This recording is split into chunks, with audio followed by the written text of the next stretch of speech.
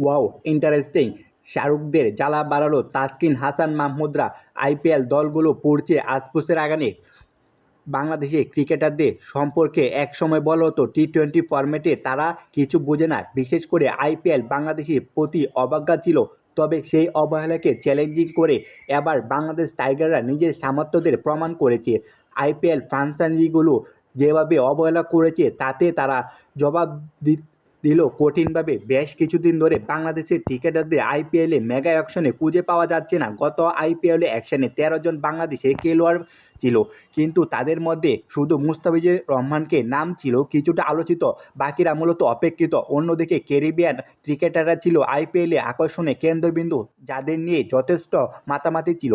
যেমন লগ্ন super giant লিওনেস পোরানকে 21 কোটি রুপিতে দলে নিয়েছে রয়্যাল চ্যালেঞ্জার ব্যাঙ্গালোর। আলজারি জোসেফকে 11 কোটি টাকা দিয়ে দলে নিয়েছে, কিন্তু বাংলাদেশের ক্রিকেটারদের শক্তি দেখানো দিলেন তাসকিন হাসান মাহমুদ, শেখ মেহেদী, রিশাদ হোসেন। ক্যারিবিয়ানের বিরুদ্ধে দারুণ পারফর্ম করে তাসকিন আহমেদ ও বিশেষ করে কলকাতা নাইট রাইডার্সের রবি পালকে নাকানি চুবানি খাইয়েছেন। তিনি ম্যাচের মধ্যে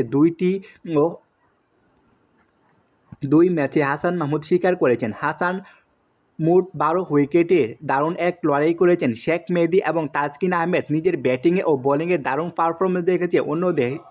অন্যদিকে শেখ মেহেদী 3 ম্যাচের মধ্যে নিকোলাস পোরানকে নিজের টার্গেট বানিয়ে ফেলেছেন। তার গুণে বিস্তৃত হয়েছে নিকোলাস পোরান। আইপিএল অ্যাকশনের দৃষ্টিতে এইসব পারফরমেন্স অনেকটাই অবাক করেছে, তাই আইপিএল কর্তৃপক্ষরা নিজেদের জ্বালায় নিজেরাই পড়ছে এখন।